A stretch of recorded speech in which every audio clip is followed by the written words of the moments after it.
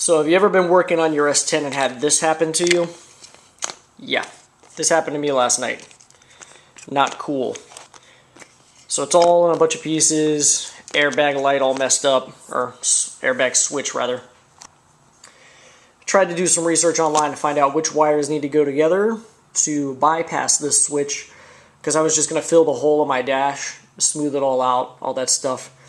But I want to make sure that the airbag is working, obviously. I do not want to have somebody in my passenger seat, we get into an accident, and the airbag not work.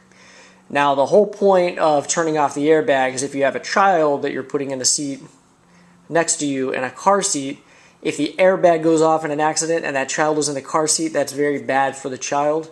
I don't have children and I don't have any plans to sell the vehicle, so that's not a concern for me. So, what I'm going to do is I've looked at what's going on with this switch here. And when this is in the on position, this little hook here pulls down on this piece right here. This piece has two different positions, pulled out and pushed in, like that. So pushed in would be when the switch is in the off position. Pulled down is for when it's in the on position. Now, since this piece is still fully operational and everything, what I'm going to do is just pull this to the on position, plug this back in, and that should solve the problem. And then I'll just take a zip tie and zip tie this somewhere up inside the dash. And that should be the fix I'm looking for. I may also go ahead and try to remove these light bulbs there, because obviously I'm not going to need those. I haven't decided yet. But yeah, that's a quick, cheap, easy fix. Instead of spending however much it costs to buy a new switch, just pull this down into the on position, plug this back in, and you should be good to go. So one other thing that's worth noting when it comes to bypassing this airbag switch is which way you've got to plug this thing back into the wiring harness here.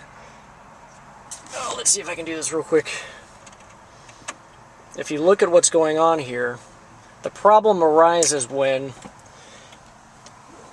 obviously, if you're plugging this into the original part, you know there's only one way you can put it in there. However, once you've got just this, you can put it in this way or this way. So you're like, oh, which way do I put it?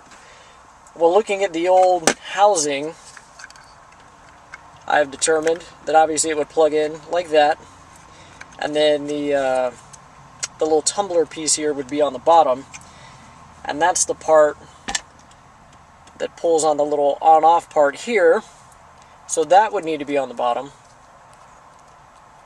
So it would fit in just like this. Let me shove that in there real quick. So it would be this piece pointing towards the driver's side of the vehicle, with the little plastic toggle switch on the bottom. And you should be good to go. Now, just a quick confirmation to show you that that's the way it goes on. You know, the warning light comes on when you turn the passenger airbag off. So this is the on position, that's the off position. You see the light came on position, off position, and all I'm doing is toggling this plastic piece on the bottom. So that's the off, pull this down, and that'll turn it on. So yeah, just take this and zip tie it somewhere back behind the dash out of the way, and you've bypassed your switch, you're good to go.